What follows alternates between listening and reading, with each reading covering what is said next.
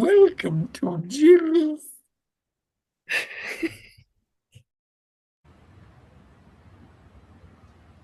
All right, that's enough of that shit. Let's get this show on the road. Greetings and felicitations. Hello and welcome to Indefinite Lunch in Infinite Combinations number. I can't see what number it is. It's number 196. Thank you. Yeah. Oh, I can hear the birds. That sounds really lovely. Oh. That is over at Phillips School. Very nice. I guess that they might have a little bit of a cameo. I apologize about that. No, that's okay. No, I enjoy it. And we're here to talk about For All Mankind, Season 5, Episode 5, and wherein we find out, some of the mysteries that have been set up are not going to drag out throughout the whole season, and I definitely appreciate that. We solve the big murder mystery during this episode, and just the name of the episode is called Svoboda. Hope I'm pronouncing that correctly. It is what I do know though is that it means freedom in Russian. And yeah, this is a big wild episode. Finding some disappointed in what we find out about Dev, but maybe they're trying to, lead us on, and we'll talk about it when we get there. I think you know what I'm talking about. And yeah, there's a lot to discuss with that. Yeah, and of course the big drama of having AI and robotic automation take over everybody's jobs. Although there's something about this show they don't really explain to us. They showed at the beginning that they have robots being sold to do household chores, but we don't really get a sense of how advanced their AI is. Is it just a large language model like we have now, where it's just collecting data and using it to, regurgitate whatever it's learned to solve problems? Or is it true AI? That's something we do not know about this show. Yeah, that's still an open question. Hopefully we find out soon. Because, if they're going to try to automate the entire colony, it would imply that they have, AI that's ahead than even ours. So, I don't know. We'll have to find out. Yeah, especially if they're going to replace 98% of the workforce. Something like what we have now still requires human guidance and somebody in the background to help when the chatbot doesn't know what's going on. Yeah, well, I think in the documents that they shared, it was like reducing the population by like 90%. So there would still be humans, even if, there was some kind of a, mass automation, but it just wouldn't be as many. I assume those would be the technicians. I thought it was 98%. It was only 90? Still like a tiny number of humans, which I assume would be the technicians. That's a huge difference between 98 and 90. I think it was 98. Because if there's, whatever happens in that situation, it's sort of like reducing the numbers of the colony back to where it was probably when they started going to Mars in general. So that would be an interesting change up. I don't remember what they said the total number of people that live on Mars right now, but I think it's something like 5,000 people. Confirmed 98%. Okay. So would 98% of 5,000 be? So 98% of 5,000 is, so all but 100. All right. So it's a little bit more than what they had when they went there for the first time. Maybe what they had in 2003-ish. Yeah. Okay. Well. So yeah, nothing but technicians. It's a big deal. That's a really big deal. But we'll talk about it more as we go along. Old Man Bird says, dispatch War Rocket Ajax to bring back his body. He's having a Flash Gordon moment. Yeah. Well, it's better than a hot flash. Hello to Jamie. Good to see you this morning. And yeah, you're here early.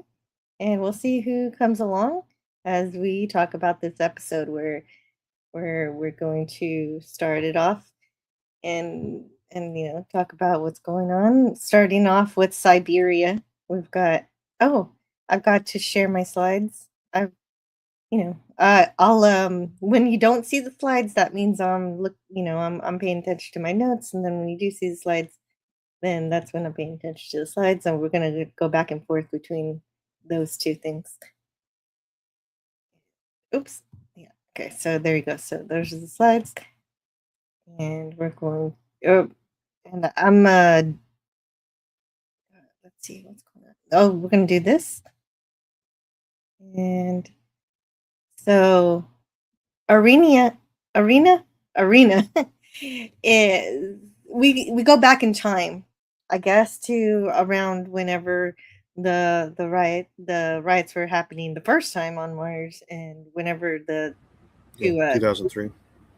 to steal the Goldilocks asteroid, and she's you see she's in her head's in a bag, so she can't see how she's getting to where she's going. But we do know that she is in Siberia, a place you do not want to be in prison. And these prison labor camps are worse than a regular prison, because of communism. Hello, Broku. And so at this point, I was trying to remember exactly what the deal was, why exactly she's in prison. It was just because, and what I was able to recall was that it was just because she failed to get the Goldilocks asteroid. So that was she's being punished for just not succeeding. And so yeah, that's how the authoritarian governments work. And so we get to see her life in prison for a little while, which parallels Margot's time in prison. Although Margot's prison, I guess, is a little bit better than this. Yeah, and then Margot hasn't had the luxury of being able to have connections to get out either at this point. No, or yeah, right. She doesn't get to talk to people with Morse code and get out. Yeah. Like, she can talk to a lot of people, but there's nobody around her that is on her side, because she's being seen as a traitor. But here,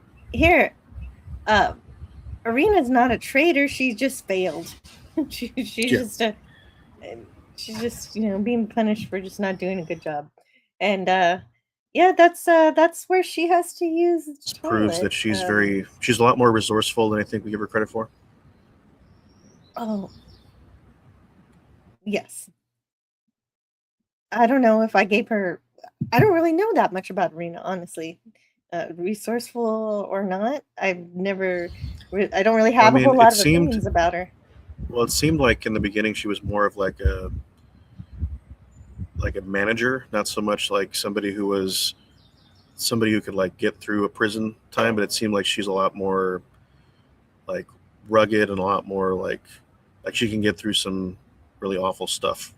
And I wasn't really expecting her to like have that, because I mean she is a part of the KGB, but like there's a difference between being part of the management. Even she was surprised when they showed up at asking her that they needed to close the doors and have a talk with her, and then that's what leads to this sequence.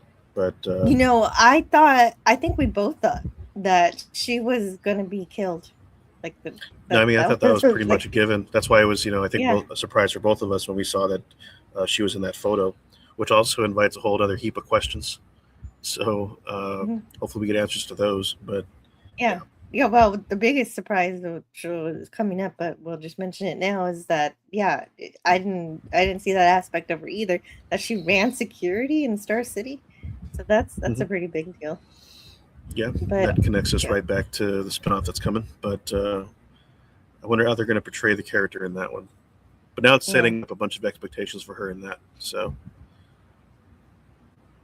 but yeah, I don't think I would like this toilet setup here with the hole in the wall and all the water you get, the water you drink, the water you use for anything is just right here.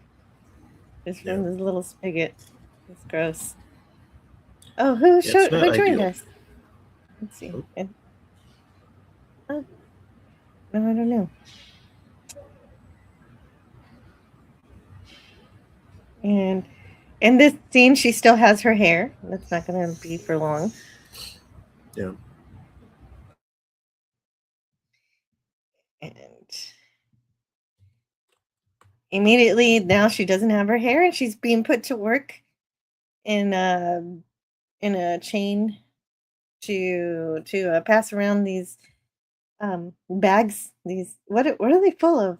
I don't even know. What's so important about these? I don't know. They kind of look like sandbags, but I don't know what the purpose of that would be necessarily on its own, unless they're like bags of potatoes or something. But oh, potatoes? Maybe potatoes. But she's also she's going through some physical. It's hurting her physically, and so she's having to do that day in, day out. So very soon, as soon as she is in prison, she starts to hear somebody tapping, and they seem to whoever's tapping. You get the sense that they know who is in that cell. They are very deliberately aiming their taps towards her. Mm-hmm. Yeah, so she tries to tap back, and then she gets some food, some kind of red food, some Russian food. It doesn't look that good. I don't know if that's it looks very, I don't know, fleshy and very I don't know, definitely unappealing. No. Yeah, but I don't know what the meal is, so it might be this is the greatest thing ever, and maybe they actually give them good food. But it is a trope that prisons, will give you things that are almost expired. Like in Shawshank, sort of they had food, and there was maggots in them, and whatever. Yeah. Yeah. But what's interesting about this person who's tapping? We never find out who they are in this episode, at least. And so. No, yeah. But they are a friend. That's all we know for sure. Yeah. So she's drinking that. I think I got what it's called. It's called the name of the food. Although I don't know if I'll be able to pronounce it. Borscht. Borscht. Interesting. You know what? I don't know what that looks like that. Yeah. Well, then maybe it is not. Could be, but it doesn't look like that. I mean, it's probably like gulag. Oh, you cut your audio cut off for just a second. Something. Yeah, it's very liquidy compared to what it's supposed to look like. So let's look at what it's supposed to look like. Here, I'll bring you a picture here if you can see it. That's the intended consistency of it. It's supposed to be bright and colorful. Because it's made of beets. See, looking at the thing, what we saw, that did not look like it was supposed to be beets. Let's see that again. Okay, here it is. I know okay, you guys can't see it. Now you can see it. Yeah. So that's what it's supposed to look like. It's got beets. That looks a little bit more appealing, but yeah. Yeah. Yeah. Must be lighting. I'm not a huge fan of beets, but it looks healthier than what we were seeing before. It's got carrots and potatoes. Obviously potatoes, so those bags could be potatoes. That's a good call. They're supposed to be cabbage. Yeah. It's supposed to be a good kind of healthy soup. Yeah. But compared to Compared to that doesn't look as. Yeah, it could also be the trick of the lighting, but even then, it still looks. I wouldn't recommend it. Yeah. Especially in a gulag. Right. Well, I guess it's either that or starve. Yeah. That food's got to be better than Grogu's frog's eggs. Oh, yeah, that's a fair point. I don't know. How about that? He seems to really enjoy those. So we move on, and she gets a police officer asking her to write her confession. So now she's got to confess to whatever she's done. And she's not going to. She's not interested in it. That's where we learned she was running security at Star City. Mhm. Oh, let's see. Oh, hey, it's Gavin. Oh, good. Very glad to see Gavin. So she refuses the confession. And he's telling her this isn't a punishment. This is rehabilitation. And that's a wonderful setup line for later in the episode. And she makes it clear that she's not intimidated by him since she was security and from back when he was a kid. And then she implies that he took part in doing some very, very not good things to goats that nobody should be doing. Yeah. and so he backhands her and hits her really hard. Yeah.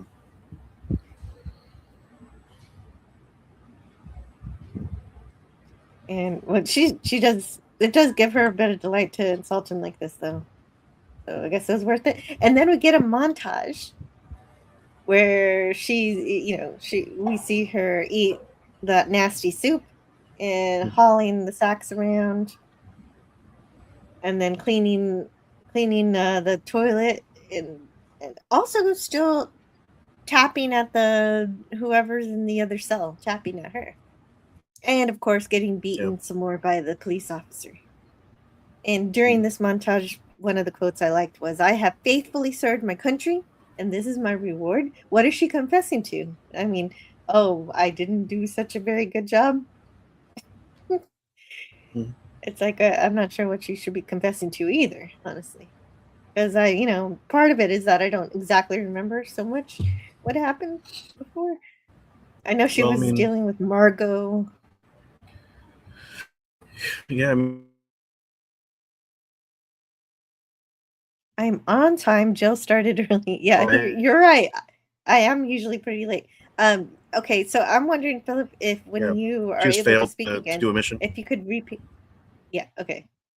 Is that all you wanted to say? Because you dropped out in your audio, and I don't want to miss.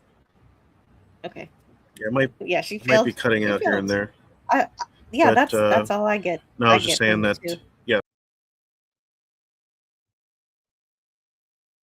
I mean, maybe she needs to confess that not only did she fail, but that she won't do it again. That's what she has to confess. I guess that seems kind of weak. But if that's all she has to do, that's amazing that she holds out like that. And you know what? Oh, because she doesn't want to be disgraced politically. And that kind of makes some sense. She still wants to have power when she leaves. So I can follow it that way. Mm-hmm. So during one of her beatings, she loses her tooth. Which that's terrible to lose a tooth, but apparently this makes it the tapping a little easier. So she can do her Morse code with her friend more effectively. There she's doing more Morse code. And so eventually, I guess, how long was it? Just like sometime later, she ends up acting like she's writing a confession, but it's not really a confession. So this isn't really a confession. She's saying this is what the police officer needs to do. She starts by stating his full name. She knows his name, where he lives, who his family is, everything about him. And she says, "You have enemies who wish to see you pay for your crimes in this place, and I still have friends who wish to see me free. And that, yeah, right. And that's how it goes for her, because in the end she's still a patriot. She didn't truly do anything wrong except for failure. Mm. And so that, I guess this works out. Oh man, she's really, really brutal too. But I mean, he has been beating her senseless for weeks. So she says, "You'll bury your whole family and be waiting for a knife in the dark for the rest of your life." Now that's wow, that's spooky. Yeah. And then that's when we get the line, the circle back to the line from before. "I believe I am rehabilitated, Comrade Petrikov. Rehabilitated." There you are. So that's how she earns her freedom. Or, through some some, I guess, is it blackmail? Pretty close. Or threat? No, it's, yeah. Anyway, she has power over him, and so she is able to enjoy Siberia. I don't know who's going to come pick her up. No, apparently somebody did. Yeah, right. I would like to see that escape before we maybe get that's to the coming. news broadcast. Yeah, I always want that. I always want some kind of closure to happen, something to round things out. Oh, is that not working? Really? Is that working?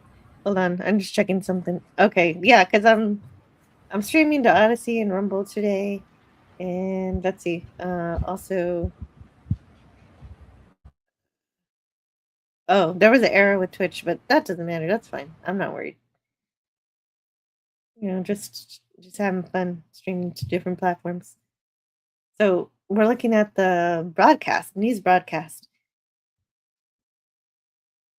Goodness, I've got a problem with my computer, which I'm gonna have to clean up later. But for now, we'll be fine, hopefully. Oh. Okay. Well, these things happen. I was talking to a few friends, and it seems like everybody's having some computer issues. Yeah, I'm just gonna do a. Well, I'll clean it up. So now the governor of Mars, is obviously he's having some problems. Now they don't think he's fit for higher office, so he's politically he's pretty much destroyed. And although he still is governor at Happy Valley, and the news broadcast is talking about this. And then, of course, the drama with the Kurgan and Helios and M6. They also describe that also, and they also talk about the Happy Valley protests. So there's protests on Mars, and I like these. This is a good argument that this one lady has. She doesn't have a name, but she has a good argument. And the newscaster is asking her about it, and she says, "So imagine they decided not only okay." So she asked the newscaster where she's from, and she says it's Florida. And so the lady worker says, "So imagine they decided not only to shut down Disney World and fire everybody who works there, but kick out everyone who lives in Orlando. We need them to listen to us and stop the automation." Yeah. No, that was a good point. And then, of course, that's where the Mars is ours chanting begins. Hey, look, it's Canadian Spider-Man. He says good morning to us. Good morning. Yeah, good morning. Philip's here. Spidey's here. Gavin's here, and Jamie. Good to see you all. Brogu Morning, also. everyone, if I haven't said it already, but if you're just joining us. And that's where the chanting begins. They have all these signs. No robots on Mars, no automation, Mars strong. Remember 03. Free Mars. F Helios. Oh. Okay. So that's a good overview of that image. And he becomes a little more prominent in this episode. Gerardo. He's pretty hyped up. He thinks that the protests are good, but they're not enough. But that's going to come up later. And Alex sees what he's done, and he's actually he and Lily are pleased with themselves. And then he even looks at Ed's memorial as if to say, "What would Poppy do?" Right? Yeah. And it turns out, I think that Ed would be very proud of what Alex does in this episode. Yeah, no question about that. I think that with Ed's passing, that it looks like it is sort of that match that's igniting this big powder keg, but we're kind of, it's just been lit, so now we're kind of going through the rest of the fuse, and so we're almost to the thing when things are about to explode, but we're almost. Yeah, it's a build up over the course of the episode. Definitely agree with that. And so they're excited at what they've done, and so, but and also to Happy Valley's credit, this is the true to life peaceful protest. No one's burning anything or hurting anyone, and so that's important for later. Also, it's all very respectful. They're just loud and they have signs, so that's should be okay. But of course, as they mentioned in the other episode, this is not America. This is so the First Amendment rights don't apply here, although they should, and that's part of the I'm sure the revolution is going to be about. I mean, yeah, it's kind of giving. You've Sort your of audio's Martian cut out again. government institution up. Okay, can you Dropping repeat all of that thought again? Yeah, you dropped out a lot. Okay. I want to hear. Well, I'm kind of thinking that whenever they do a Martian government or some kind, they would have some sort of a stipulation in their constitution or their charter about free expression or free speech of some kind. That's that being a part of it. Absolutely, I think so too. Robosexuals out? Well, that might be all the peacekeepers. No, I'm kidding. Okay, so we're gonna move on, and Celia Boyd is talking to Fred, and so she's worried about the documents that were leaked, and what peacekeepers were there during the night shift. She wants to know. She wants to know what's going on there. And Fred's like, "Oh no, you don't. You don't need to worry about all that. What? Who cares about those documents? It's not like there were naked people in them." Like, what is he talking about? Well, I mean, he does a lot to sort of not only dissuade her from continuing on her investigation, but it's sort of like a lot of what he was saying seemed very suspicious. But Yes. I can see how she wouldn't really make the connection too early because she doesn't want to believe that her partner would do something like this. But as we find out later, right, and she's used to him goofing off or not taking things seriously. So none of this, even though we see him as suspicious, she doesn't, because this is just how he always is with her. Yeah. But she still wants to look things up, and so he promises to help her with that, to find out what's going on. Oh, one of my favorite parts of this. Okay, there's they're talking about Lee, so of course they cut to his wife, and hopefully he gets exonerated soon. I mean, with this episode does solve that mystery, and yeah, just as we thought, it was not Lee. Hey, look, but look who it is though. It is Mancini. He waves with hearts. Howdy. There it is. This is why I added it to the title of the live stream. Robocops are next. so Yeah. Gavin's call to the robosexuals was not actually far off to the spirit of the episode. Yeah, I was noticing that the title we're going with is quite expansive, but it's pretty apt. Yeah, thanks. Well, I've been advised to do things like this, but anyway, Well, I'm I enjoying like that seeing them, though. so. I like. Oh, thank you.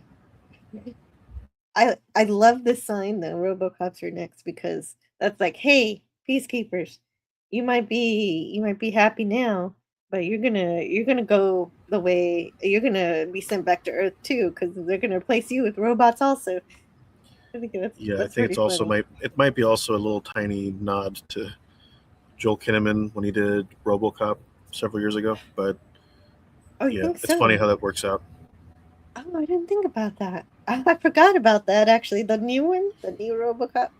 Yeah, Hmm. Okay, that it's wasn't fun. that bad. Yeah, it wasn't. Yeah, normally I don't like a reboot, but that was okay. It obviously doesn't hold a candle to the original, but it wasn't. It would. At least the first I two. didn't hate it. So there's the no automation, lots of graffiti. Like Mhm. that's the worst that they do. The protest, like worst thing that some of the protesters do is graffiti, and they should be. They should have to go clean it up because hey, you're drawing all Well, I over the mean, place. That's not it seems like respectful. they're spending a premium on spray cans, if nothing else. Yeah, I guess so. Yeah, how expensive is it to export? Uh, or although it's all red, so maybe they use Martian dust to make the spray paint. I mean, it could be Yeah. some locally manufactured stuff, but that would be Mhm. interesting to get into. How much of the Yeah, stuff is actually locally created? this is the kind of world building that I'm coming here for. Although it's that, or they just buy red spray paint in bulk. Yeah. They get somebody to smuggle it over. So Miles has to have a meeting with Palmer here, and so let's go bigger for this one. Right there. And Palmer wants to know about he wants to know what's going on with the leak because he knows that Miles's daughter has to do something with it because she's with she works for the news organization. He just wants to know who gave her the information because he's already figured this out. He's implicated her already. Goodness, that's not right. There it I is. mean, it is interesting how not only did Palmer know, but so did Dev. They both knew in their own little spheres who did it. Mhm. So I Yeah, don't think this wasn't a I don't think difficult they knew mystery each for other. anyone to solve. Yeah, Yeah. I mean, there's no subterfuge there. We kind of get to the point. Like, no, it was pretty obvious that these are the two who did it. Yeah. Which simplifies that a little bit. Gets us straight to the action faster. But Definitely. Well, and yeah, I do appreciate that they know what's going on rather than drawing out the drama when that would just make them look kind of stupid for not knowing what's going on. So I appreciate that part of the episode. And Palmer does not see Mars as home. So he's okay with the automation because he wants to go back to Earth. He says something about the gravity. It does something to your brain. This ain't home. So this is a yeah, philosophy. he's kind of. I think he's of the opinion that Mars is more of like the next place. It's not the place. So Mhm. it's kind of an interesting idea that I wonder if other characters are going to share, or at least some variation of that opinion. Mhm. But others do consider it home. They brought up their families. They brought people from Earth to Mars, and they've been the gravity is different, but they are acclimated to it. So Yeah. that is that scene. There is definitely an effort to make Mars home, which is why it's And oh yeah, that apparently Dev's ulterior motive is a lot more sinister than we thought. yeah, and that's disappointing. I didn't want to think that, but Aleda comes in to chew him out, which is deserved in this particular instance, because he did this once again. Like, not only did he start the funding of his city without her, but now he did the deal, the automation deal with Kurgan behind her back also. And so she just feels shut out of the company that she's part owner of. Yeah. I guess doing it was pathetic because I don't think. Because I think we actually, I guess, hold Dev to a different standard, even though he has been in the past a little bit. We're not really sure what he's up to at any given time. But then, I don't think knowing what we know, I don't think Aleda would actually go through with any of that. No, well, and that's why she wasn't told. That's why she was in the dark, because she had no idea about it, and she thinks it's a bad idea.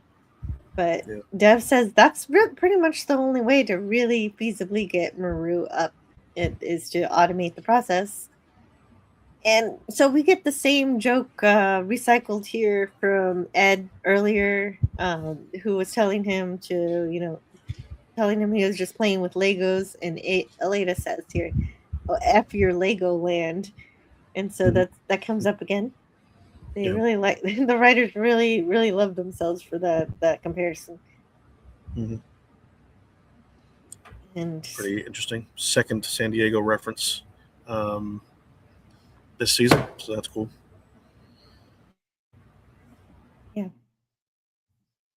And also, one of my favorite parts of this scene. Go ahead.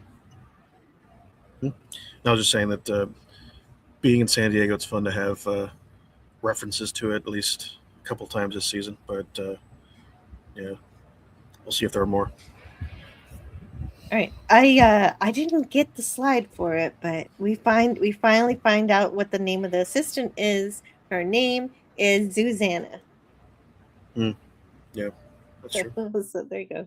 Not Susanna. It's a Z. Interesting. I haven't seen that before. And so the Kurgan delegation has arrived, and they're saying, "Oh, what a cute little colony you have," as if just kind of like a backhanded compliment.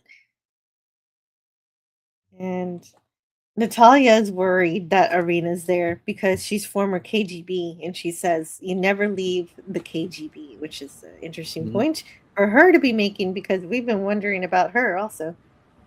Yeah, that's true. I mean, it is interesting because it would imply that maybe there was members of the KGB that got Irina out of prison, but we don't really know for certain because it was, I assumed, the president that put her there. So I wonder how that's going to be reconciled.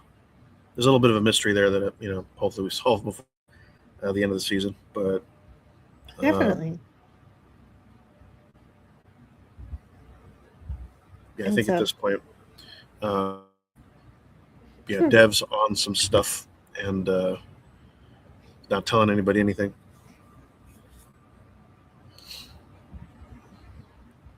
Yeah, he definitely has something in his pocket he doesn't really want to talk about. But yeah, it's hard to judge the whole thing because I do feel like there's a problem there, but they could just be hiding some stuff, and that's the problem with these story arcs, is that we don't really see the full picture right away. But anyway, we're having a meeting here, and Aleda says, "Okay, maybe we should stop automating, doing the automation plans until everybody simmers down." And because she says, "Now we have 5 souls on a mission to Titan that require our full attention, because she's actually cares about that mission to Titan. I'm glad somebody does. It you know, it's like when we sent integrity the integrity crew to the moon. Earth's constantly in touch with them, and so are many who appreciated and wanted to follow them on their live stream. I don't know if anybody gets a live stream link to the Titan crew, but I think that this was a good pivot to try to refocus towards the science. But nobody buys it. Nobody bites on that. Hmm. They steamroll over her instantly. And Yeah. that's also like the whole show. The whole show always steamrolls over Titan itself, so it's very emblematic of the episode itself. The episodes themselves is because besides getting to see Sojourner Titan launch, we just really haven't seen a whole lot of space stuff yet. Well, I think a lot of the stuff with that is, I mean, if the math was correct, because we still don't really have an idea how long it's going to take to get there. But I think we worked it out to like 3 or 4 months. So a lot's going to happen. I wouldn't doubt if maybe over the next few episodes becomes very, apparent that we won't be getting the Titan landing or the Titan stuff until maybe episode 9 or 10. But 9, that's too late. They gotta do it by 8. They gotta do it by 8. I say I mean, 8. judging by how they land do on stuff 8. here, I mean, I wouldn't doubt that they do at least no earlier than that is my feel. Okay. Well, but we'll find out. I can buy that. We'll see. I would say 8 because that would, I think 8 would make the most sense because they did give the first 8 episodes to advanced critics, including Robert Meyer. Really? So it wouldn't surprise me if 8 was the number. Oh, then that spells it out for us. That has to be it. And he loved it. And so yes, I would I would be able to judge this series I'd say that a lot better. Okay. Well, there you go. We'll means we get a couple more episodes on Titan, which would be cool if that's what happens. So, but the Kurgan, whoever is the leader for the Kurgan company, says no because we can't stop the automation stuff because the protesters are just they're gonna like that. What does that mean? And the governor agrees, and they want to keep on schedule with everything. Of course, he agrees. Of course, the governor agrees. He's already in so much trouble. He's gotta go along with this.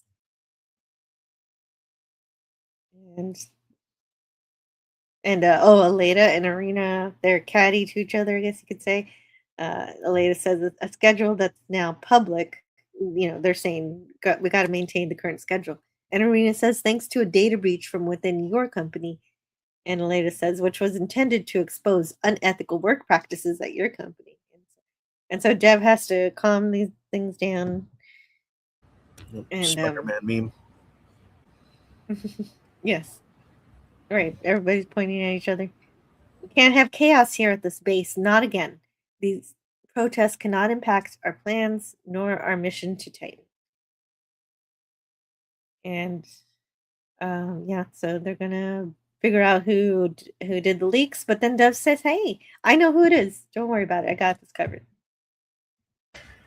Yeah. And then we see her culprit. He basically pins it on somebody completely different, and just to take the heat off of Alex, which I think, I don't know. I don't think he would do that for just anyone. So I think that, because I heard some comments online that they were saying that like he doesn't really care about anybody, but I'm like, I don't know. Dev has shown like a lot of effort, or he's done a lot of things to make Alex sort of ingratiate him, and I don't think he does that for no reason. There's got to be some. I think there is definitely some care there. Yeah, I agree. He does care about Alex, like a family member, basically. Yeah, like a nephew or something. Yeah. Mm-hmm. And Joshi's computer was used, so they're investigating her computer. But Dev knows that it wasn't Joshi. So she's not going to get in trouble. So it's not like she's going to go to prison or something. So neither of them um, are going Yeah. to be punished for this. Mm-hmm.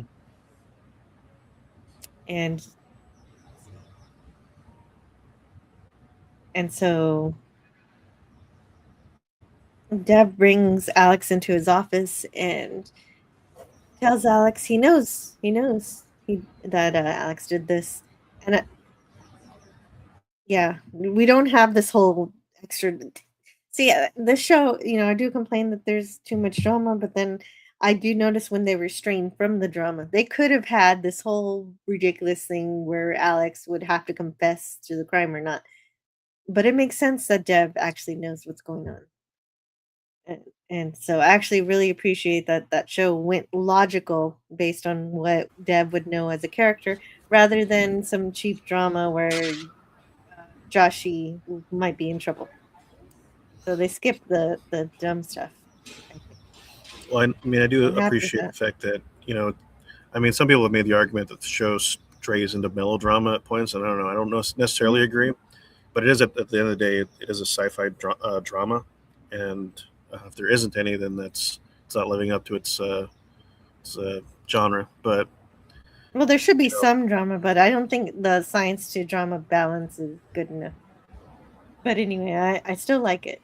And Alex tells Dev, "Don't try to make me feel guilty, not after selling us out." And Dev says, "Selling you out? I'm the reason why you're not sitting in jail right now." And so there's your point of that he actually does care about Alex and he doesn't want to see him. He wants to protect him.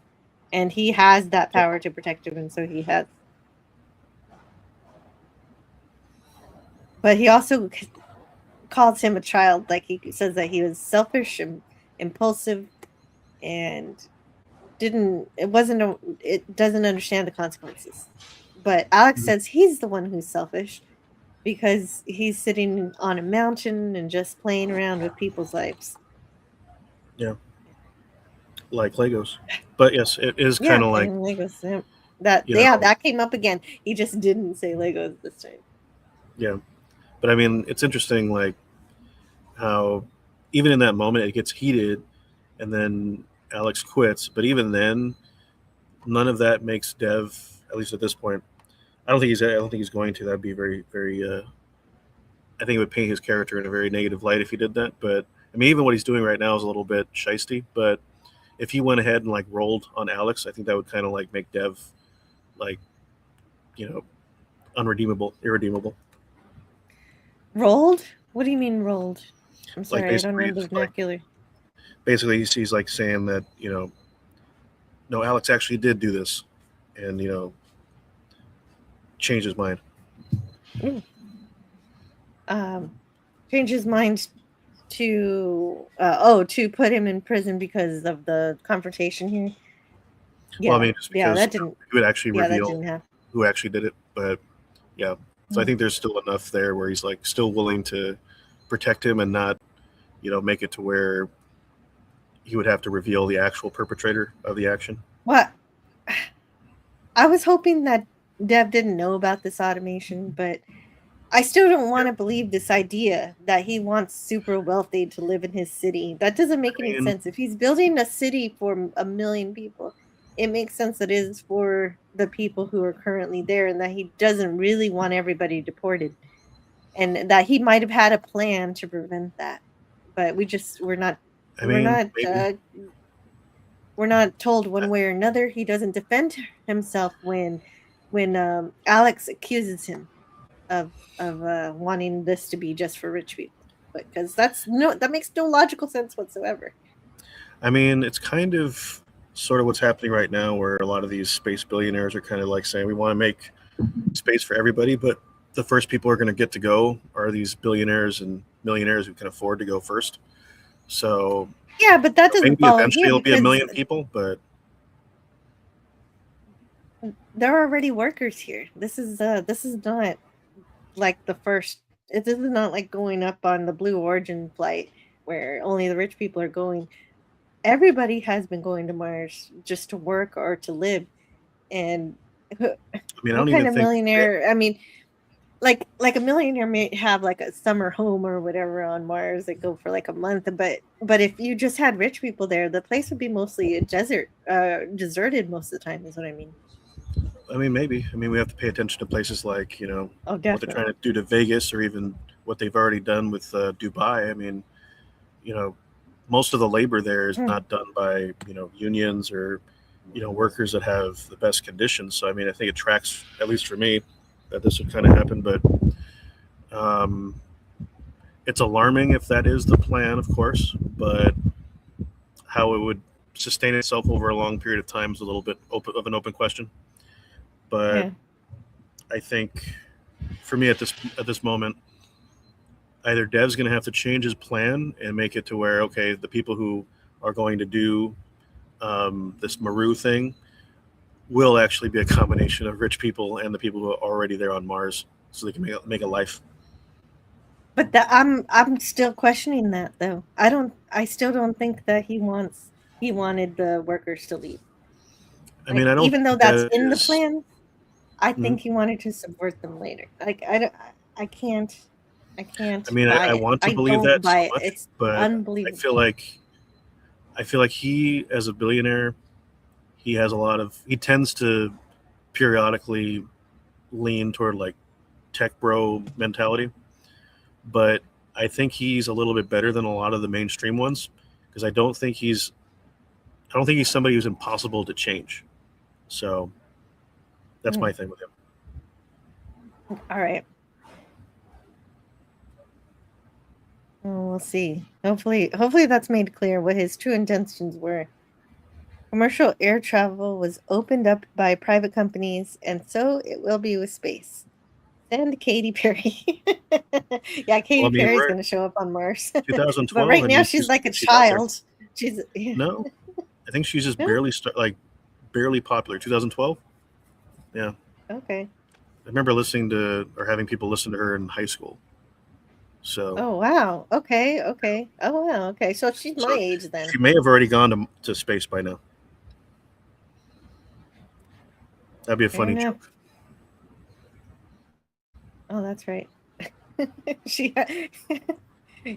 You know what, Gavin? They have to, I hope they hired Katy Perry for All Mankind. That'd be hilarious.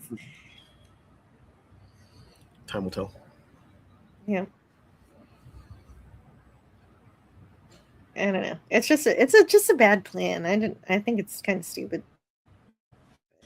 For what? If it's the way to make a city for 1 million people for just a few rich people to show up a few times a year. That's nonsense. Timeshares on I know you Mars. mentioned timeshares on Mars. Yeah, like I know you mentioned like Vegas, but I mean it's so far away. That's pretty far away, Vegas. Well, I mean, it would have been one thing if it was like still on that 2-year journey to Mars sort of thing, but now Mhm. they got it down to a month. So really, it could just be where you just go, spend a few months, and come back. But there's got to be a few people out there, who would be down to stay there for a longer time. But Mm. I don't know if it's quite reached. I don't know if it reaches the numbers that I think he's looking for. But even But the he Mars One thing from a few years ago only attracted like a few Mhm. tens of thousands of people, and then they only accepted a handful of that. So, Yeah. and that turned out to be a scam. So, Well, of course, we don't even have bases on the moon yet. So how are we going to Mars? So that of course yeah, it was a scam. yeah. I mean, there was But a lot Dev of says that this is really the interesting PR best buzz for at the time. Alex's future. Yeah, it's true But yeah, enough. Yeah, this is supposed to be good for Alex's future, but Alex says that if it's just for a few people, then it's not. yeah. And so that's why I don't believe it. It doesn't follow for me.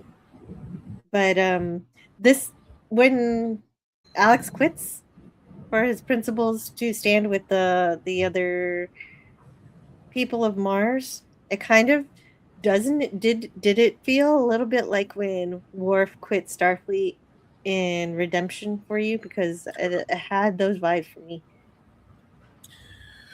I mean, yeah, I can see that, which would also Yeah. imply that eventually Alex might have to go back to Helios, which I think, Yes.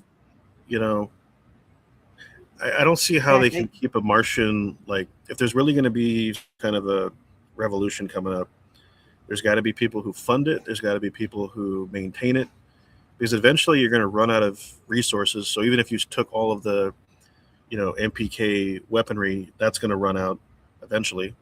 And then, you're going to run out of resources as well, because you're not, they're going to probably stop shipments to Mars.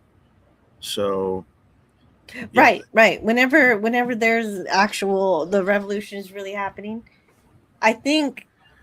Oh, see, I would think Dev didn't want the revolution to happen until he had Maru ready, and with Mars sustainable, then they could be cut off from Earth and not have to worry about that. Will not have to be dependent. I mean, I'm And so kind of wondering if. that's I Mhm. that's my. I want to hope, wish that I like to think the best of people, Yeah, and I I know mean, I Dev kind of hasn't think always. I think that we're kind of getting to a point where this is going to try to push it, like force his hand, where he essentially, you know, there's already automation on Mars, but it's just like it's not like 100% there just yet. It's just enough to kind of make things self-sufficient for a little while, and then that's going to force him to be okay. Now everybody in the who's on Mars right now, you have to go to what is already built, within the structure right now. So it's not complete, but even a partial might be enough to keep them going for a little bit. If that's because we don't really know how much of it's actually been built. He's just kind of showing us like the diagrams of it. But I have Yeah, a we've suspicion. only ever seen his Lego sets.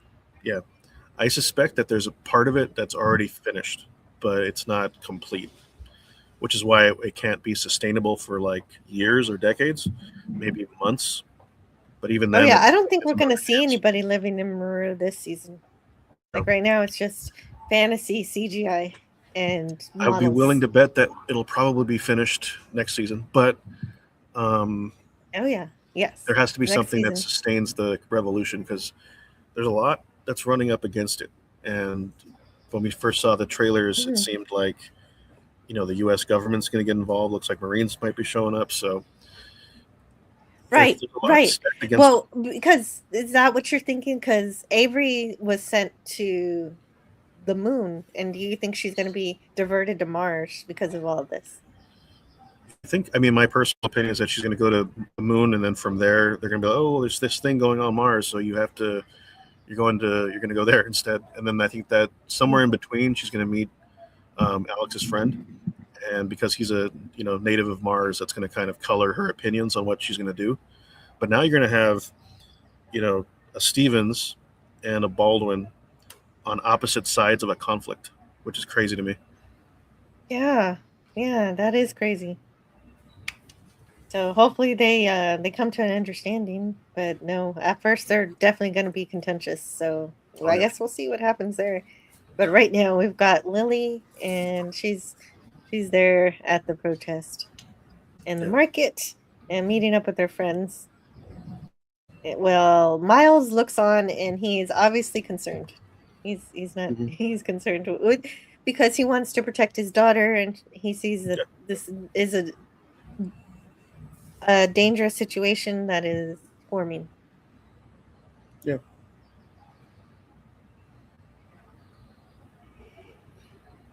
And Because he's so kind of the he's fence sitter, at least for the majority of he this season, it yeah, seems. And he's like not way wanting to get too different. involved, doesn't want to do, doesn't want to upset the wrong people. It's like this stuff's going to basically be on your doorstep real soon. Becoming a father made him a way different person, which kind of makes sense. Yeah. And he pours himself a drink, and he decides to snoop in his daughter's laptop, and she gets angry at him about it, obviously. But then he confronts her, saying that he knows that she's responsible for the data leak. And she says, "Oh, I don't care about whether the school accepts me or whatever." And Miles says, "This isn't about college anymore. They're talking about prison time. These people don't f around. Believe me, they know you're the one who let it out." Yeah. And Lily will not rat out who actually gave her the files, but it doesn't matter because Dev Yeah. knows and Palmer knows. It's just a matter of time before everybody knows. Mhm. Everybody will know soon. And Which, shows her journalistic integrity, so I appreciate that. definitely, that's great. Speaking of investigative reporting, so yeah, Boyd is continuing her amateur investigation, which she does pretty well. She's investigating the spacesuit. So there's like a whole database of anytime somebody gets a spacesuit, you got to check it out, and you get put in the database, and it says what time you checked it out to make sure that that they keep track of all the suits. And Yep. so she manipulates this one guy to let her look in the database, which works. Oh, right, she found this graffiti. This one is a little better graffiti than we normally see, which is usually kind of lazy, just drawing. This one actually, it looks like they use a stencil. Yeah. Yeah, that had to So been something like that. I don't see them taking the time to make it all intricate like some kind of yeah, art piece. no, yeah, It's very right, impressive. right. Because you make the outline of it, and it'll be like a cardboard thing, and you got holes for where the when you spray paint the little Although thing. this is blue spray paint this time instead of our classic red. Oh, good point. Good point. So there is somewhere on the Mars, bases, some kind of stock of other kinds of spray paint. In case anyone was wondering. Yeah. Yeah, not just red. Not just red. Yeah. And so Mike lets her look in the database, and she takes pictures of all the people that she sees, and then she's horrified to find that her best friend is there. Maybe not her best friend, but the one police officer who is her partner, who has been her closest friend to talk to, and Fred is there. And I've got to take some points off of her Nancy Drew Yeah. mystery That's where they kit reveal that. because she didn't turn off the sound to the shutter on her phone. You got to turn that off when you're trying to take clandestine pictures. Yeah.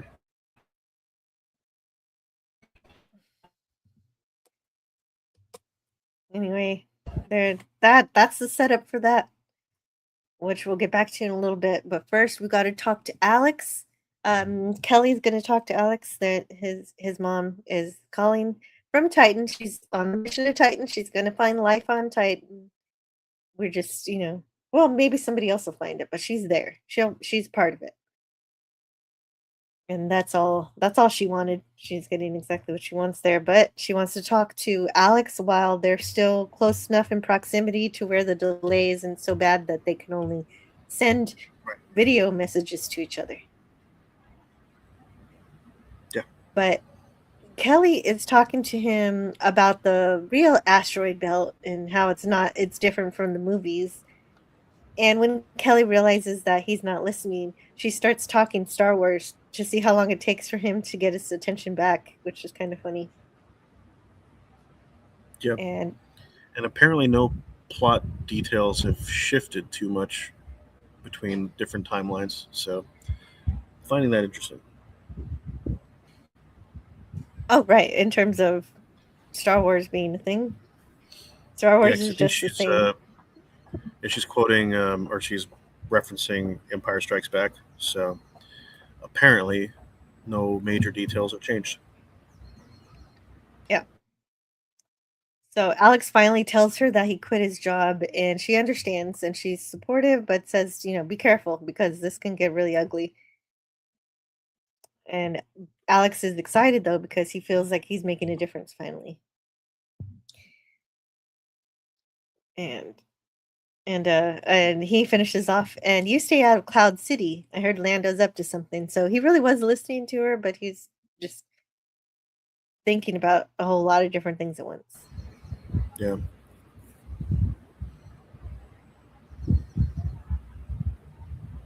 Which is a cute interaction there. This is a very good Alex episode. It really builds his character. Yeah, I mean, I think it did a good job of setting us up for what we have to expect from him, as well as, where things are ultimately going to go. Because I feel like you need to have that grounding, or else, because we don't have Ed or any of the people from the first season anymore, you need to make sure that these characters can stand on their own 2 feet and operate well. Yeah. So, Well, I think they're doing a great job with Alex. Lily still seems a little two-dimensional. I want a little more from her. I know she did a good job not ratting out Alex, but that is an extension of Alex still. There needs to be a little. I think she's going to probably factor a little bit more into when we actually get to the revolution part. So, I think that's going to be. I mean, especially now that she's been. Well, we'll get to that part, but there's a lot of different threads up in the air that I'm really excited to see where they go. Mm-hmm. Absolutely. And so Lada's checking out. She's checking in with Walt, and they're talking about the telemetries and all the scientific data that is important to make sure the mission is safe and everybody gets there the way they need to get there. And he says everybody's doing their job. It's a long road ahead, and we still have our challenges. And he's basically saying, "Well, it's not as dramatic as it is over there." So he's so I'd rather be hanging out with the Sojourner Titan crew, but we've got. I guess we have the upcoming episodes to deal with that. Yeah. Subconductor performance phenomenal. Yes. And it's good to know everybody's doing their jobs. Love seeing this again. The trajectory of both companies as they in the past that they're going to take to get to Titan, Saturn's moon. Them. And someone else who wants to admire everything is Irina. She says it's incredible they're so close to us, but such a long way to go. Yeah. And she wants to know how Margot's doing too. And Leda is just like, she's I guess she's peachy, but Leda seems really really mad at Irina, and I it's kind of hard to remember. Irina came in there kind of Why? like passively aggressively, like trying to like poke at Leda for it, and I think that it's a little uncalled for.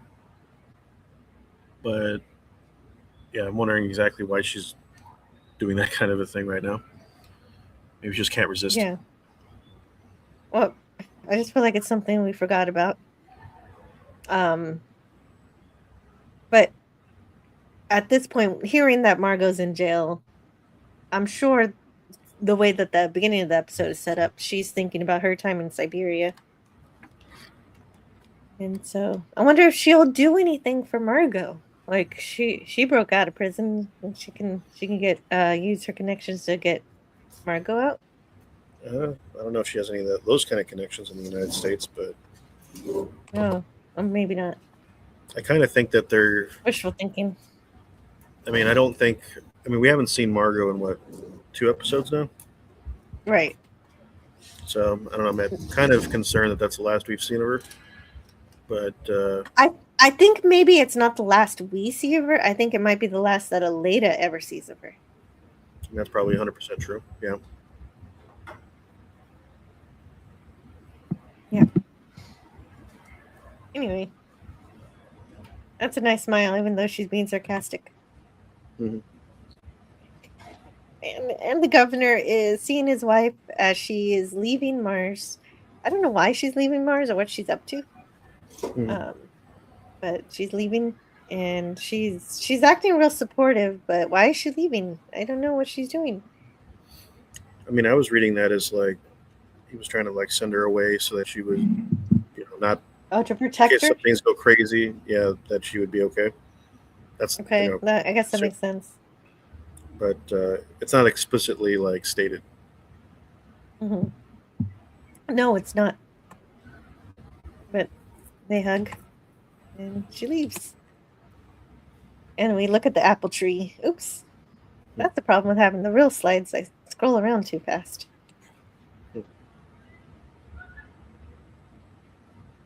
All right, so I was speaking of people online. There's some people who wonder if she's KGB. I don't really know or see I that. mean, it doesn't sound like it. I mean, she's familiar with it. I know she has to be. I get the impression she's more of like corporate. She's not, intelligence. She might be a little bit familiar with it, but I don't get the feeling that she's like intelligence operate like an officer like that. But I do think, if I'm speculating, just on what I'm seeing alone, I kind of think next episode, or maybe I can say that till later, but I have a suspicion that it's not. I mean, the current governor is not going to stay in power, and that something's going to have to happen, and then maybe his wife takes it on afterwards. His wife or Irina? Or that too. Or maybe there's a tension between the two, like who's going to take the control, and there's no clear line of succession on that. And so there's like Oh yeah. No, it's her, it's her. Yeah, when Natalia met Irina, they did seem a little fiery. Yeah. So I mean, I think that would be a potentially interesting plot thread if they want to go. Like there's like this tension between who's going to rule Mars while, at the top, while there's this ongoing protest and revolution going on as well. So it's like very chaotic. I think that would be interesting. There's definitely a power shift, no doubt. Broku's gotta head out though. Oh no. So long, everyone. And enjoy the rest of the stream and the rest of your week. Bye. Bye. See you next time. Bye, Broku. Oh, but he forgot to tell us this is the way. I know. Oh, speaking of which, going back to Star Wars. Yeah. George Lucas wrote Star Wars as a reaction to Vietnam. The war ended much earlier in For All Mankind, so you would think the media landscape is different. No apocalypse now. Well, that's interesting. I don't know. I think Apocalypse Now is set in 1968, so I think it probably still happened. Because I think Vietnam ends in this timeline in like 70 or 71. So there's still like Vietnam, it's still affected the culture, but because you don't get the extra few years afterwards, I don't think it permeates the way it did. But I still think you probably get Star Wars. It doesn't, its reaction to it is a little different. But yeah, maybe there are differences. We just didn't get to see them. Yeah, I think the only way we would find out is if we like slid into an alternate reality or this reality, and we're able to watch the version that's in this timeline. But outside of that, I don't think we'll ever get a clear answer on that.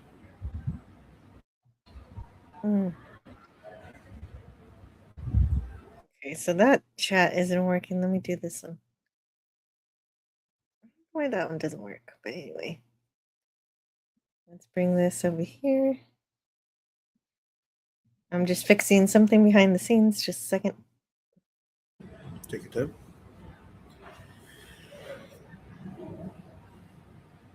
And might need to relocate shortly, but oh, sure, okay. Sure. No, it's okay. They sound like they're having fun. Well, I'm saying like right now, it's the sun is currently in the process of trying to bake me, but I think we'll be okay. Okay, well, let me know if you become too uncomfortable and need to move. And it's not a problem for you to step away for a bit if you need to change places. Okay. I might do that right now. I'll be back in 5 seconds. Okay, great. So the governor is in the market. And the protests are still going on. So here are the protests. They look just the same as earlier. And we've got he's trying to talk to them. And he says, "Where are you from?" And somebody says Nigeria, and he tries to say, "Oh, okay, that's great football team." And that degenerates to people saying, in response to "Where are you from?" they say, "I'm from Mars, you jerk," or whatever they say, and then they get into a heated argument with Alex, Lily, and What's the name of the Russian girl? I always forget her name. It's a hard name to remember. Yeah, I think that's the. I always call her like the film girl.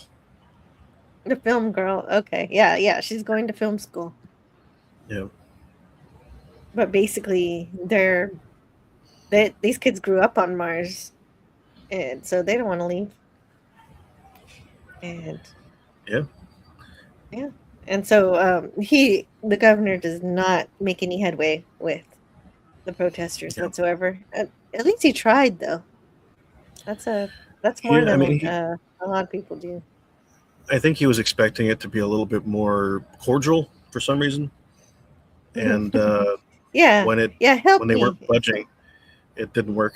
So Mhm. Yeah, he thought he could be charming, but it didn't work. yeah. And here's the one that I use for part of the thumbnail. I put the mission of the Titan mission graphic behind it to brighten it up a little. Mhm. And there we are in mission control over here. Command center. And yeah, things are not going so good. So the governor says, okay, you know what? I tried. I totally tried to be nice, but now I guess we got to make everybody go under curfew because I don't want any more of these protesters crowding around. I don't understand what's the problem with letting the protesters protest. I guess it just makes them look bad. Is that why he's upset about it? Well, I think because I mean, dissent and all that is not tolerated in the Soviet Union. So I think for them, it makes it seem like he doesn't have any control over the base itself. So I'm thinking, I mean, he did get that message earlier from the president of Russia. So I think that's probably kind of the thing that's foremost in his mind. So that's what I'm thinking about. That makes sense. Okay. Yeah, I wasn't looking at it from a USSR point of view. You're absolutely right. Then we get the big confrontation of the episode, the big mystery, the big murder mystery we've been worried about this entire time that has got poor Lee having had it to escape to back into the arms of communist countries in order to avoid being punished for a crime he didn't commit. Mm-hmm. And I don't know what they're doing with him right now, but here we finally see who really was responsible. And Celia talks to Fred. It's her partner. They've been goofing around this whole time. And now she's finally confronting him, realizing that he was there in the middle of the night when the Kurgan was doing the shipments. What's in the box? The automation parts. Mm-hmm. Yeah. And he was a part of that. And Yoon was there too. Like Yoon was also working these night shifts. So Yoon was working there, Fred was working there, and Fred was told to take care of Yoon because Yoon apparently was threatening to reveal the secrets of the automation if he didn't get paid. I don't know why he wasn't getting paid, but but instead of just paying him, they were just like, scare him into not wanting to be paid. It just doesn't make sense. But well, I mean, that's what's just happening in like threatening his places life. like Dubai where they like have people work 18-hour days with no money at all. But Right. Oh, you're saying this is like Dubai? That's terrible. That's indentured servitude, yeah, I mean, or worse. you would hope it at least that, but yeah, it's not too good. I mean, it kind of begs the question: who ordered him to take him out, and then how does that factor into like everything else? So I think that shoe is about to drop too. But at this point, Yes. we now know it's been revealed that at least we know that Fred was the one that brought him out to the Martian desert and basically just had him do, what do they call it? Pull a Gordo, they call it now. Horrible. Mm-hmm. Right. He's the one who set it up to make it look like that. So yeah, and so that means definitely other people were complicit when a scare tactic turned into an accidental murder. So Mhm. Fred was just trying to scare Yoon, but he ended up killing him. So then they fabricated a false version of his death, which everybody would have believed it until Boyd was like, "Hey, this doesn't something doesn't add up with his eardrums should have been exploded, but they're not." And we all remember all of what happened there. But she figures this out because she's confused when he mentions that she was talking with Craters, but she never told him that. So she earns her amateur investigation skill points back for this one. And oh, and not only she finds out that because of that he was the one who smashed her on the head with the pipe. Mhm. And he claims it was to protect her. That's a really strange way to protect somebody.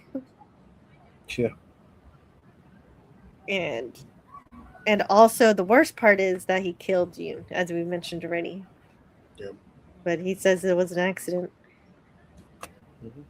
I saw it coming that he was probably the one who hit her in the head, but not that he killed. I thought it was going to be somebody else who killed Ian. Yeah. That was definitely a surprise.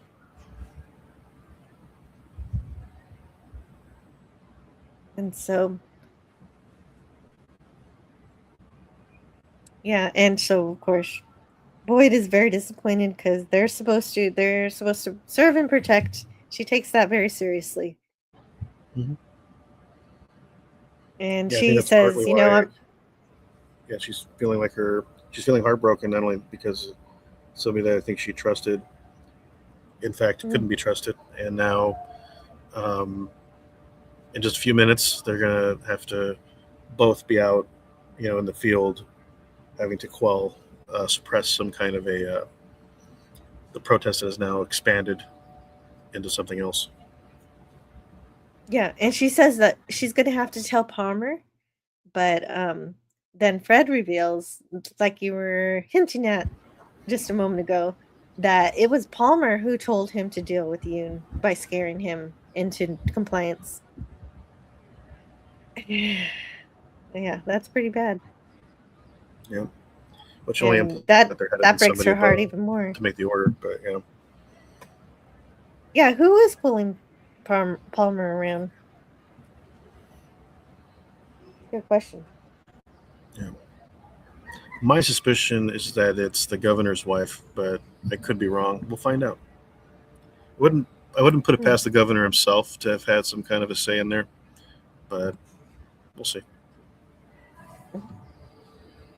Yeah, yeah. This was a really well executed scene, drama wise and revelation wise. And this actor, I don't even know his name, but he's really good. Uh, He's really good because Taylor Labine, yeah, Taylor Levine. Yeah, no, I like him. yeah, he was in a movie called Tucker and Dale versus Evil, and yeah, it's a pretty funny movie. So Recommend it. Palmer gets everybody riled up to deal with the protesters, to send everybody to bed without their supper. And so, but to get them to stop protesting. And yeah, so the Hmm. peacekeepers are on the way to stop this peaceful protest. Once again, they're not burning things down. They might be drawing stuff on the walls, but that's about it. And so Gerardo is upset that they're not doing more to deal with this. And so he starts getting everybody to chant because I guess that's all he can think to do. Hmm. And yeah, with the megaphone and everything, and it works. Then the peacekeepers, it kind of sets the stage, kind of the Sure. drama of the scene of the peacekeepers marching in. Yeah. And Palmer tells everybody to go home, but they won't. Obviously, no, they don't move an inch. Nobody turns around. And Alex begins another Mars is ours chant, and to follow Gerard's one with the megaphone. Mhm. And well, and they want to break up the peacekeepers need to break up the protests, and so they start pushing them with shields and batons, and so they begin the violence. So the peacekeepers are doing the opposite of what their name implies. They are not bringing peace, they are pushing people Yeah. around, which of course causes return violence. Mhm. And there's a big fight. They fight. Yeah. And so that's, and Boyd's still there. Boyd's still working there. And Miles sees that there's a curfew. So he knows his daughter's in trouble and he's got to go and help her. So, because he wasn't part of it at all. He wasn't even taking part in the protest. Even though they walked by him and said, "See you out there." And he's like, "Yeah, totally." But he didn't. But now it took knowing that his daughter might be in danger to get him to go to the protest. And in fact, she does get beaten and passes out. And we don't know in how much injury she is, but oh. Yeah. And the memorial, Ed's memorial, is destroyed. Yeah. So, and what else happens? Alex gets hit in the head too, but I think he stays conscious. Yeah. Or maybe it's 'Cause I not think- in the head, maybe gets hit in the back, or I don't know how it gets hit. I think he gets hit in the back of the head, but Mm. I don't think that's. We'll see what happens with that. We know that finally taking it upon himself to, participate, and that's what inspires other people to kind of keep on, moving forward. And I think at that point where you start seeing a couple of them start grabbing for guns and all that, and so now this has escalated from just a simple protest to possibly some sort of armed resistance, or at least the beginnings of it. Well, that's because the peacekeepers start using their weapons, and then the rioters steal the weapons, and so the peacekeepers actually have to back off because So they retreat. Mhm. And this is finally what oh man, what a close up. This is finally what gets Miles to do something. So I'm wondering if this is going to carry forward. Like he's going to stop being so on the fence, as you called it, and actually make the sons and daughters of Mars into what it's supposed to be. Yep. Now we're about to see some very interesting things pop off next episode. I'm looking forward to Thursday for that. But just on pure speculation alone, it does seem like this Martian Revolution thing is going to be what takes us through the rest of the season. We're about halfway through now, so I think that thread's one of the major ones, and then we have the Titan thread, and I think what you'd speculated on earlier, I think episode 8 might be where we see it, at least at the earliest point. We could see it earlier, but I think episode 8 makes the most sense in terms of what we've been discussing. And then I think the other thread too is we still haven't heard anything from Earth. Like, I know from the trailers, President Bragg is supposed to get involved, so I would say that's probably what we have to expect in the next episode. Mm-hmm. Right. We haven't seen any of that right now. We don't know what the heck's going on Earth, really. I mean, I think there's some kind of war going on with Pakistan and somebody else. I just forget at this point what kind of conflicts are actually happening. I think India and Pakistan. That's it, right? Yeah, I think that's right. Oh, maybe. I don't know. We'll see. I want a little more. I know we're not going to get to Titan next time, but I want a little more Sojourner next week. I think they've teased it too much now. I kind of think the next 3 episodes, it would make sense for like this little like mini 3-episode arc where it's focused primarily on, the stuff with the revolution, and then the stuff with Earth getting involved, and then threaded through everything else. You see the progress of the Titan crew moving further and further away from Earth and closer to Saturn. And, you'll get a little bit of what Kelly's feeling, because, I mean, she's having to see all of this probably on, like, D-mails or even just video bursts that come from Mars, and I'm sure she's going to see what's just happened to Alex and be like, well, we have to turn back, and then no, we can't because we're already this far out, and yeah, I think that's going to be interesting. Well, then they'll have to improvise. They'll figure it out. No, I mean, I think that they're definitely going to get to Titan. I'm not certain of that, but it's going to be interesting to see what state Mars will be in when they come back. But okay, I see what you mean now. Yeah, we have a lot of. Oh, they're just going to be like, let's go back to Titan. I don't want to be here. Oh, that's what you're saying. That's kind of funny. Maybe. I want to see more Earth plundering. What? Plundering, maybe? I think the Gavin unit will need to expand on that one. But aside from that, yeah, I mean, I kind of feel like with all these threads that are happening, it kind of makes me wonder what season 6 would even be about. Because I mean, I guess it would just be a carryover from what we just seen. Because I think we kind of talked about it a little bit before, where it's like these seasons move in like 2 season patterns, where it's like first season it was, the race to the moon, the race to the base, and then season 2 was like, okay, now we have to worry about living on the moon, and then season 3 it was the race to Mars, and then season 4 was about living on Mars, and then season 5 now it's the race to Titan, but also it's like now we're building a civilization on Mars. What's going to happen after that? So there's a possibility it's going to be about living on Titan next season, so that would be interesting. But yeah, I know it's too early to speculate, but my mind starts to wander because I feel like we're already going to be going into, I would assume, 2027, the alternate version of the present day.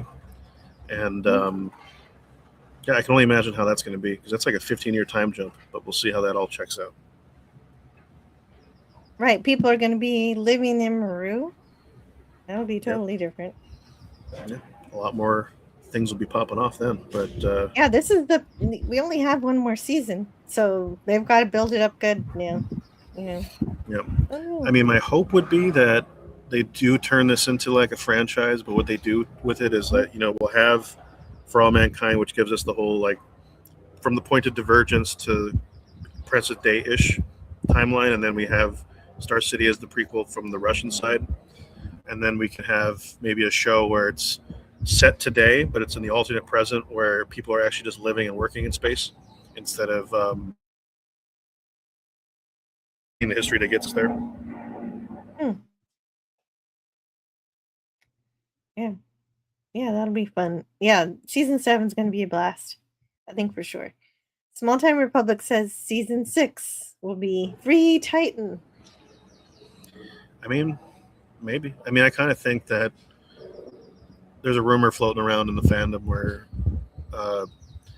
For All Mankind is supposed to be like a prequel to The Expanse, and I don't necessarily agree with that connection, although there are some interesting things that have happened between both shows, because I think both production teams are kind of... because I think there's a sequence in one of the episodes of The Expanse in the later seasons where one of the characters, Amos, is walking through Lowell City on the moon, and there's an advertisement for Jamestown. So the things are there. Yeah, the but I don't think elements it's are like there, but it's a canon thing. I don't think so either, because The Expanse is a very good science fiction series, but I think that For All Mankind is more optimistic. And so when Ronald D. Moore says it's more like a prequel to Star Trek, I see that a little more. Yeah, I see that that's probably the case more often than not. That this is the before Star Trek times, not The Expanse. But in terms of like what the Expanse, like with the different sort of star empires that you have at the time, where you have the United Nations representing Earth, and you have the Martian Congressional Republic for that, and then you have the Outer Planets Alliance. So I think you're kind of seeing the beginnings of something similar to that, but it's not going to be that because it's obviously a different franchise. But it's it's different, but it thing. has maybe the spirit of it. Every once in a while, I do find the spirit of Star Trek in this show.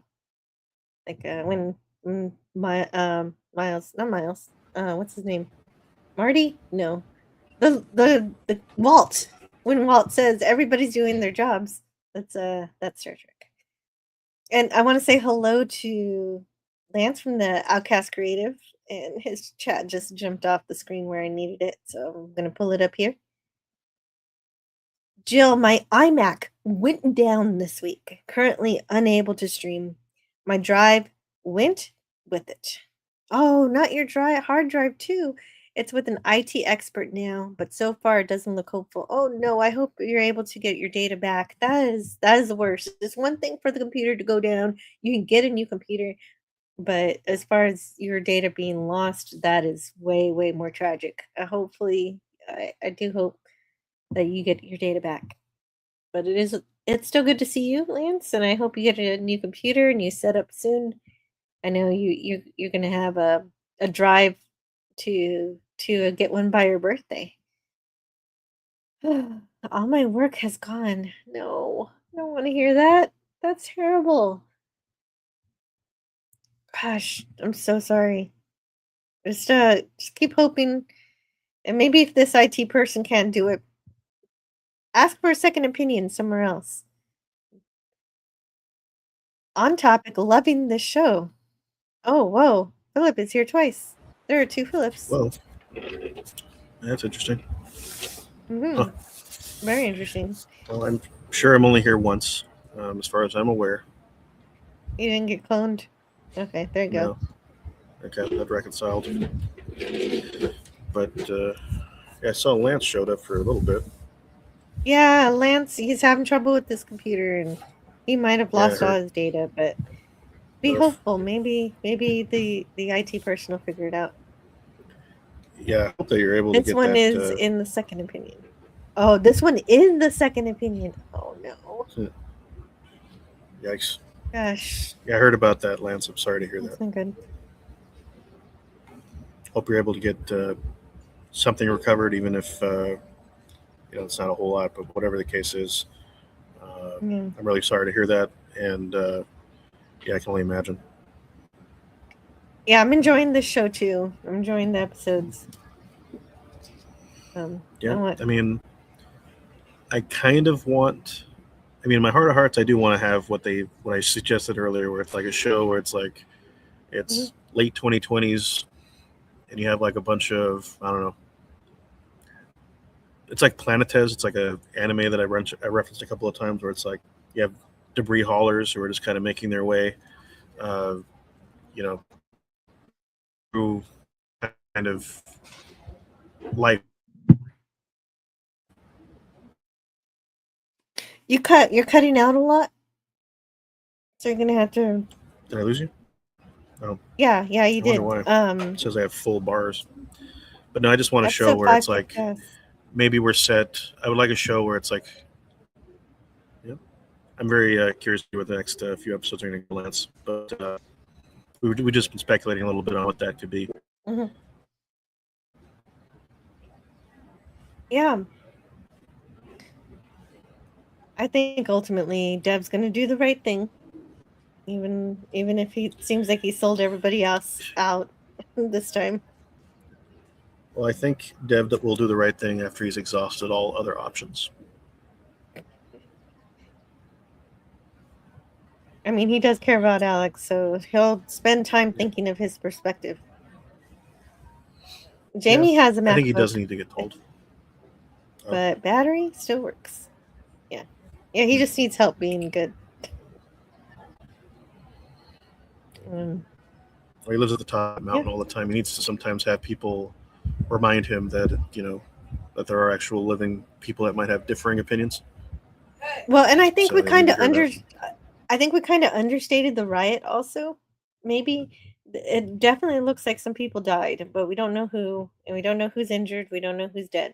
And so that's probably something we'll see next week. Especially Lily.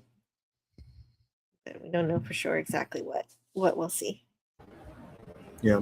We'll have to see how it all shakes out, but I'm definitely looking forward to our show next week, and we'll see how all that goes. Definitely. But I got about 15 minutes to prepare for the class I have to teach. But I think, in general, I just wish the internet worked a little bit better. But I don't think I've cut out too terribly much over the course of this episode. But you're mostly good. A little shaky. You got to get closer to the router. I don't know where the router is where you are. I'm kidding. Yeah, I don't know. But I think we're about 80% of the way through. It's good. Definitely. And if you want to tell us what you want to talk about before you leave, I can let you go so you can get to your class, and I'll close out the show. Yeah, sure. So I'm kind of in the middle of a bunch of different things right now, but right now one of my biggest projects is trying to get the YouTube channel going again. The YouTube channel link will probably be somewhere around here. But essentially what I want to do with the channel is be more of a mix of video essays and then shorts, and do the occasional live stream, but or at least maybe do a weekly live stream. We'll see how that goes. But I just finished writing my my book for the MFA program here at San Diego State, so I'm working on them getting me approval to work on a second book for the program. Originally I wanted to do a space adventure novel, but I think I'm going to wait for that until we get some more things up there. But at this point, yeah, I mean, I'm always down to talk writing. I'm always down to talk science fiction, space stuff. So don't hesitate to reach out if that's your thing. Also, Star Trek is in the always around in anything I do. So I'm not shying away from that. It's pretty much always going to be there. But if you're at Star Trek in August,